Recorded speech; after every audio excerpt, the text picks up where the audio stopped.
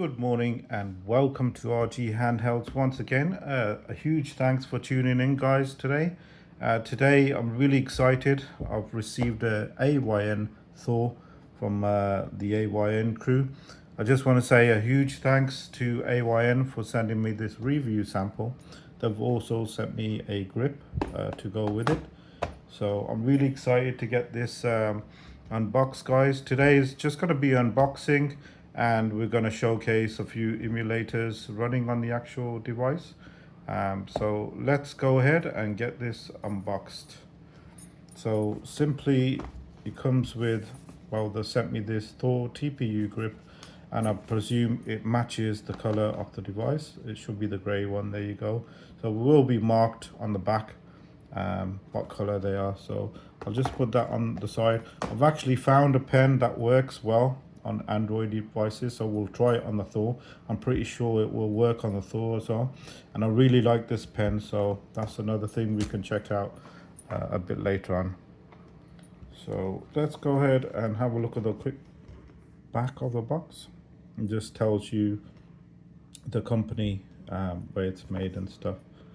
Very nice box. And on the side here, you can see it says I've got the Pro version 12 gig with 256 gigabytes, and I went for the rainbow color. I presume they send the black for demo review samples, but I actually asked for the rainbow one because I did really like that that color.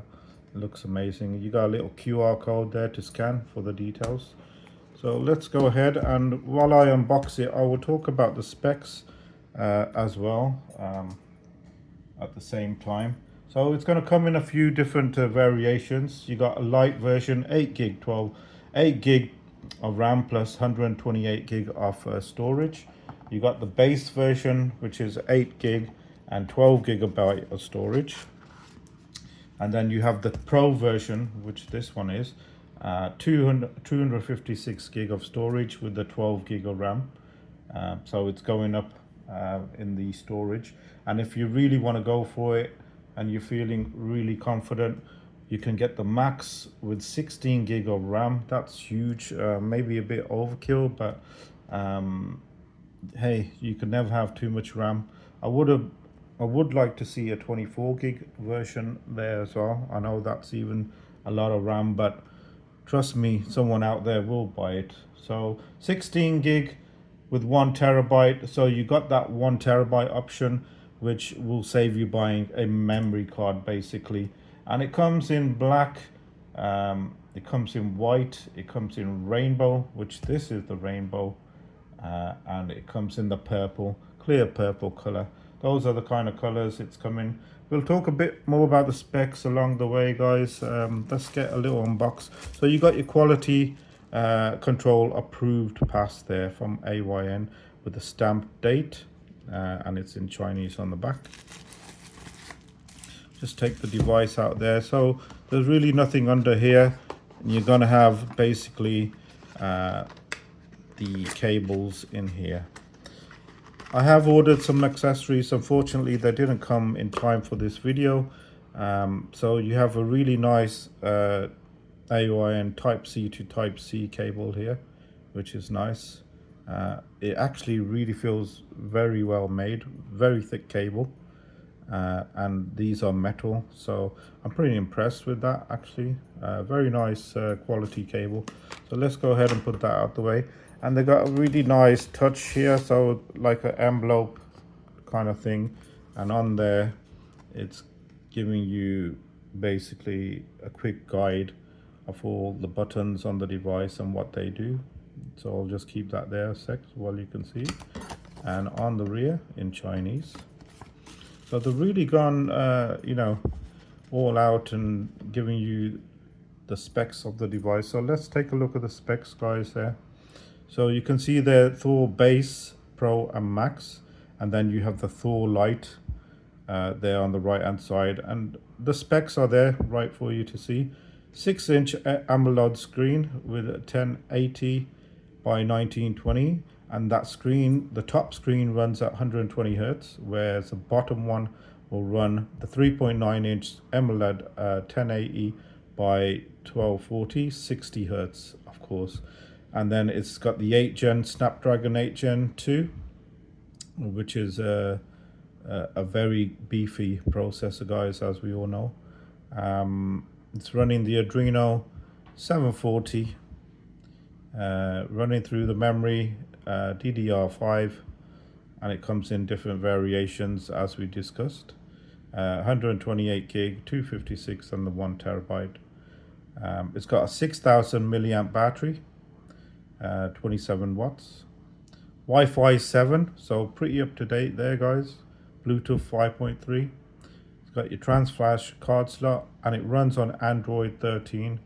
And you can see there on the right hand side, compare it. I'll just leave it so you can have a quick look for the Thor Lite. We got to get on with the video, guys. So, and it's there on the rear as well. The base Pro Max Thor Lite. And safety tips, and again in Chinese. So that's that out the way, guys. I will talk a bit more about the device as we go. That's the empty box there, so we can get that out the way and bring in the device itself. While we're doing that, let's power it up. So you got this here. I know Russ on his video said dust gets in through these gaps here. So if you remove this and you're going to close it, so you're going to have a little gap there, guys, where dust will get in. What I've been doing is just leaving this in all the time, which will stop it from grabbing dust. So let's just power it up while we are talking about the device. You have to hold the button down. One thing I noticed, you can't just click it. You have to actually hold it for a few seconds, otherwise it won't power up. I'm not sure if that's meant to be like that, but you know, it would have been nice to just quickly touch it and it powers up. But I guess it's for, you know, if you accidentally touch it while it's in your bag or something hits it and it powers up automatically. So I guess it's there for a reason, guys. Well, let's have a look around the device first. So the hinge itself, I really like the hinge. It's got a 1-step, a 2-step, and a 3-step. And you can see it's really straight on that last step. And there's no noise in that hinge. It's really nice. And it closes beautifully. So that's one really good thing I like about the device. Compared to my Flip, we're going to compare it to a Flip soon. So let's just get the Flip out and just compare it. The Flip 2 we're talking about, guys, the Retroid Flip 2. You all know the classic Retroid Flip 2. This is my little fancy case. I plan on getting a case for this as well. The same kind of case. The guy who made this one is making another one for the Thor soon. And it's amazing. The case is really nice. You can see there. It's themed by a N64 case. So that is the Flip 2. You can see there the hinge on the Flip 2. It does go straight 1 step, but it only has 1 step and 2 step, whereas that one has a 3 steps. But I still do like my Flip 2, guys. It is really nice. We'll do a size comparison in a minute once we have a look around the device. So let's have a look around the device itself. I have gone ahead and installed a few emulators just so we can do some testing. And the bottom screen I've customized to my liking. One thing I couldn't find out is how to get rid of this search. If anyone knows how to get rid of this search bar, I would love to know. The only way I presume is getting a custom launcher. Anyway, so there you go. I really like the layout. The buttons feel great. These buttons got great play on them. They feel nice, firm, and also the D-pad is very firm as well. Very nice indeed. Quite similar to the Flip 2, and also the sticks, as we all know, them Hall effect sticks are amazing with the RGB lighting. You can change the RGB lighting. You got your stereo speakers right here, and they're pretty decent. And guys, the good news is it's not a smudge magnet, whereas the black one, that's simply why I did not choose the black one this time around, because of the fingerprints.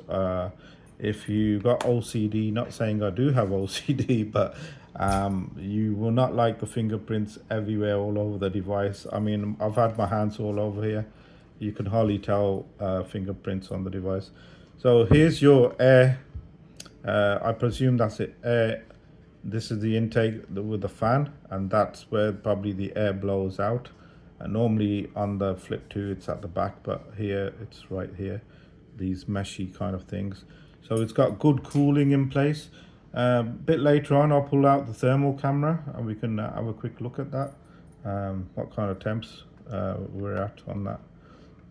So a quick look at the device here. You got your trans flash card. I have dropped in a 1.5 terabyte trans flash card in there. This is just a dust cover, so ignore that, guys. It's just a little cover for the Type-C port. You got your 3.5mm jack there. You got your power, and you got your volume up and down. You got a nice little lanyard in the corner, and then the back buttons, the L2, R2 feel really good for them analogs. Good for them racing car games. Your L1 or R1, I got that clicky feel. They got nice little clickiness to them. The hinge, let's hope it's good. I've heard rumors of the Flip 2 hinge breaking and cracking. Let's hope we don't have any issues on this one. That's something a bit of time will tell. Down the side, standard. And the rear we've already done. So that's all that, guys. Let's get it back open. The front, again, you got these two buttons up the top. So I normally in games map it to start and select. This will be your back button, your rear button, and your home button right there. This is the home button. And then the AYN button will bring up this menu. On this menu you can control things like brightness per screen and volume per screen, which I think is amazing.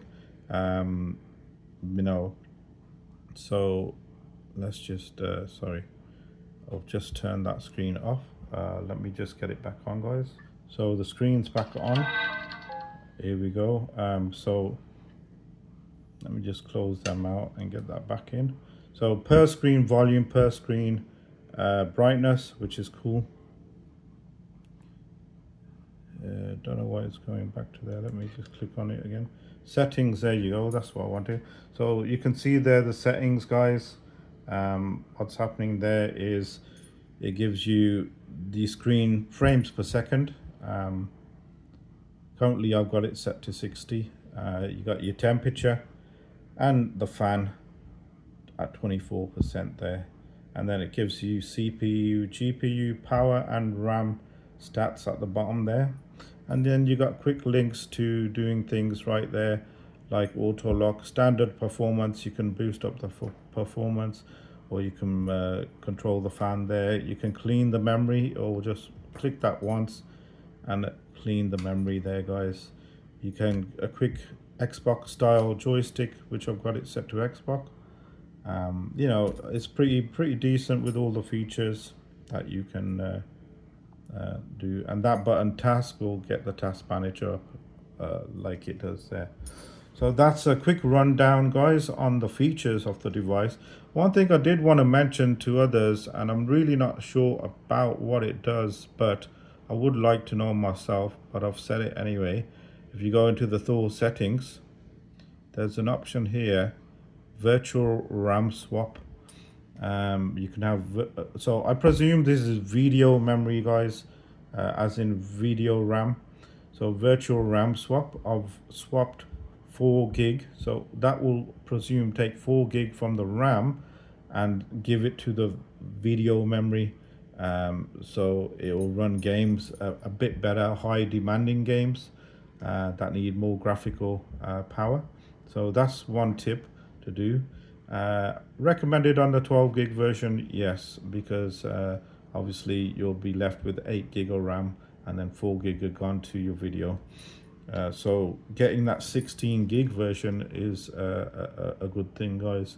So what we're gonna do next, guys, we're gonna quickly have a look at a few games running. So if you just hang on, I'll be back.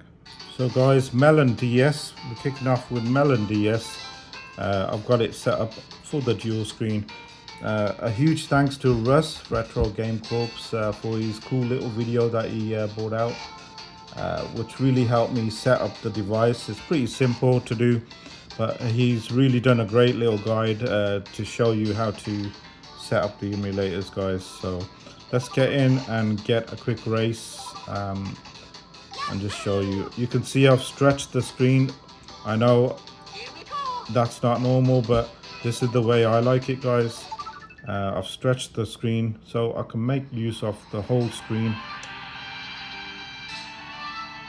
So, quick test on Mario Kart DS.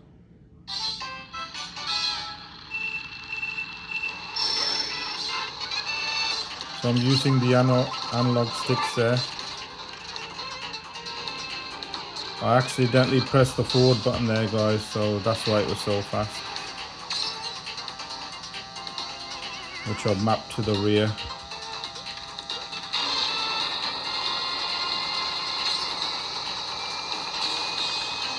You can see it really plays really well. I'm really impressed, actually. And the bottom screen there, you can see, gives you map information.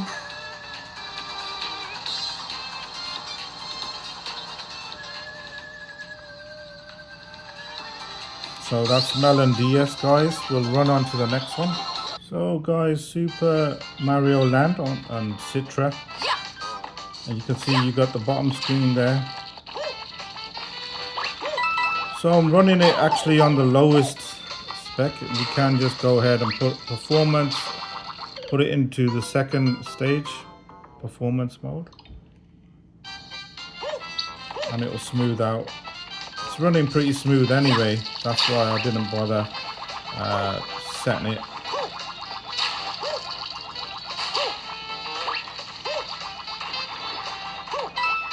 And you can see it runs really nice indeed.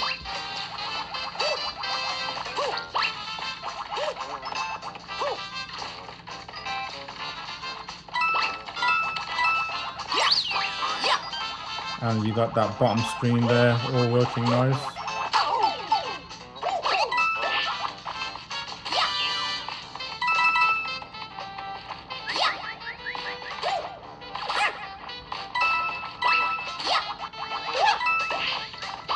And it's not even in the highest performance mode yet. I don't think it actually needs it because it's running pretty decent for me.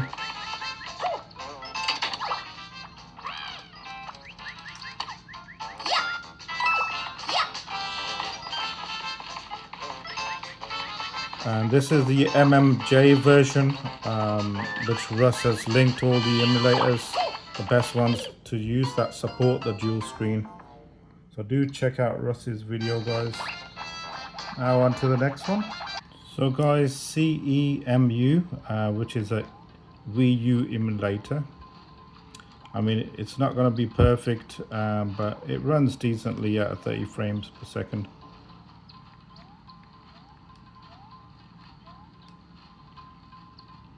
And you can see it makes use of the dual screen there nicely.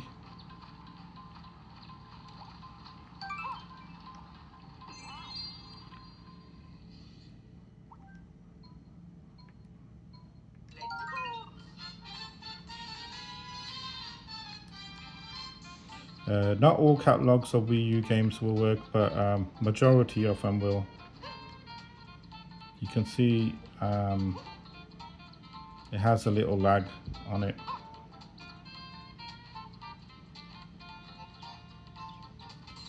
There are games that actually work really well, but I just wanted to showcase the dual screen does actually work on this build of CE Wii U emulator.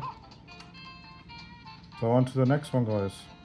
So next up, guys, is non-dual screen emulators. This is Eden, the Switch emulator, and we can see there it's running really nice. and smooth on here. It's not set to maximum. I've got it on performance. You can go one step more to get but just look at that fluidness. It runs absolutely amazing on here. This is the actual latest version of Eden, only got released I think 2 or 3 days ago, which I updated, and it runs amazingly well.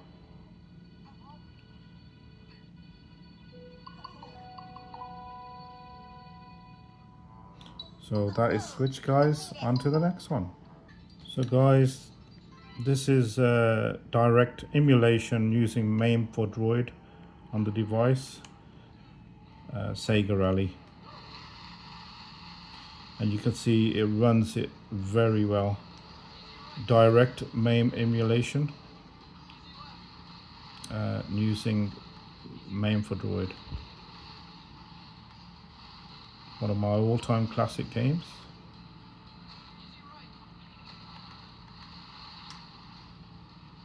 The only thing I noticed, the volume's a bit low. I got it set to max, so I'll have to look into that.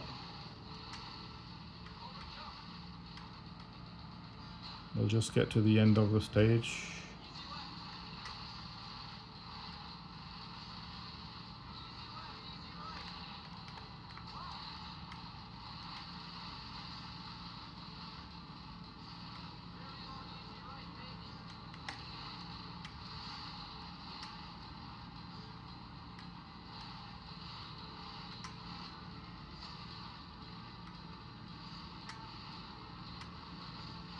There you go, guys.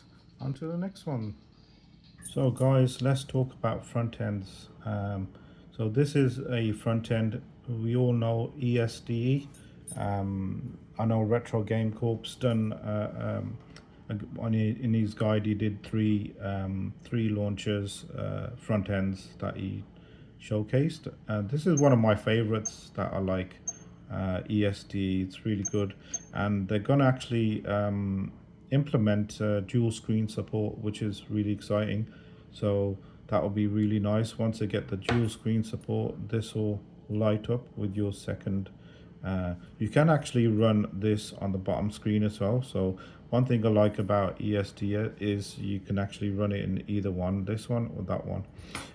You can actually even run, which I have tested myself, you can be playing MAME on the top screen and maybe switch on the bottom. Can't play two games at once, but it's just a proof of concept that you can actually run two emulators at once, and it actually does work, guys. So yeah, this is the front end. It has great options. You can change the theme. I've got a couple of themes in there. This is one of my favorites. You got your Switch, you got your Wii U,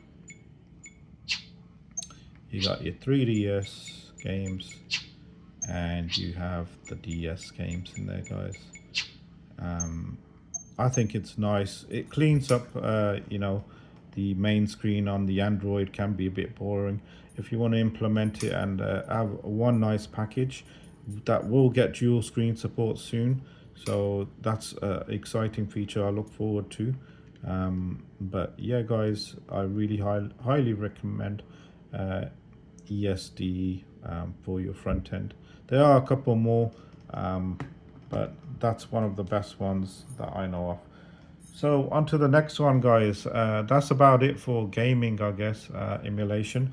What I really wanted to do is quickly just have a look at the grip that they sent me. So they did send me out this grip. I've not opened it up yet, so I guess we can do that right now.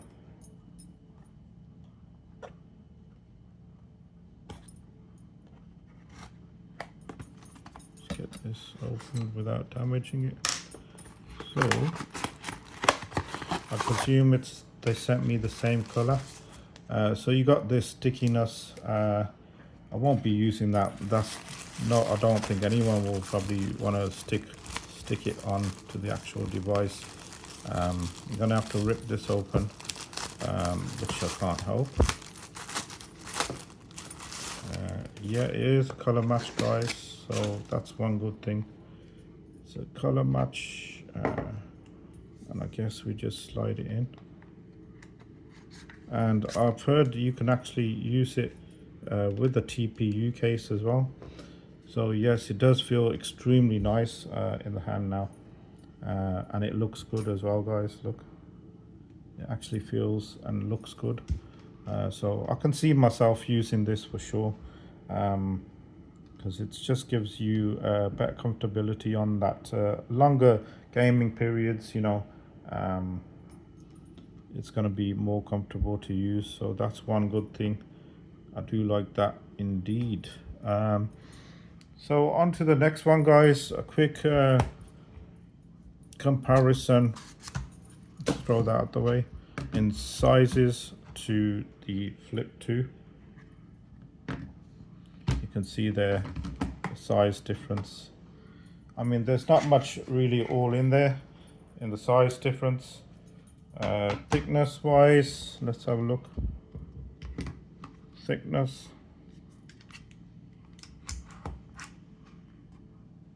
there you go.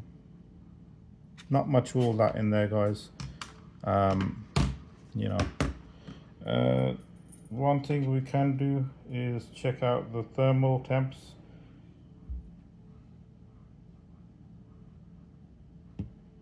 After a bit of gaming we've just done.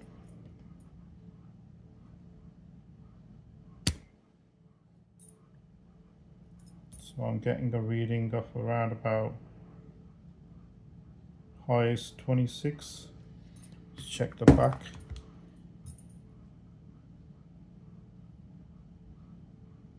$29.30 after that gaming session we just had. About 30. That isn't too bad at all, guys. It's not bad at all. So that's that. Never mind this device. I'll have a review on that soon. So that's it, guys. That is my Thor AYN Thor review. I think it's an amazing device. If you got a Flip 2 already, should you buy it? Hell yeah, I think you should. I like this. I really do like it. It's got Rocknix on it. I'm really looking forward to Rocknix on this device. I will swap over to Rocknix once it's out, because that's my choice of operating system for these devices. It's just a nice package, and it's easy to use and easy to set up, guys. There is a beta release out. I'll link it into the description of the video, providing it's okay to link. I'll ask the guys. But it's very in a beta stage at the moment, so unless you're a developer, I wouldn't recommend using it right now. You know, but that's it's progressing really well. But the stable builds are on the Flip 2, which I really like. And just out of curiosity, I know it ain't gonna fit, but let's see how far off it was. Ooh, not too far. Just a few more inches, it would have been okay, but not good. So that is the end of the video, guys. If you found the video useful, as always, hit that like button, guys. Hit that subscribe button. Very much appreciated. And a huge thanks again to the team at AYN for sending me this sample. I really enjoyed my time setting it up and using the device. I hope I can get my hands on the next Retroid device. Sorry, not Retroid, the AYN device, which is the RP6, and I believe there's a G2 as well. Looking forward to them ones as well. Well, anyway, guys, huge thanks again. Thanks for watching. Bye bye.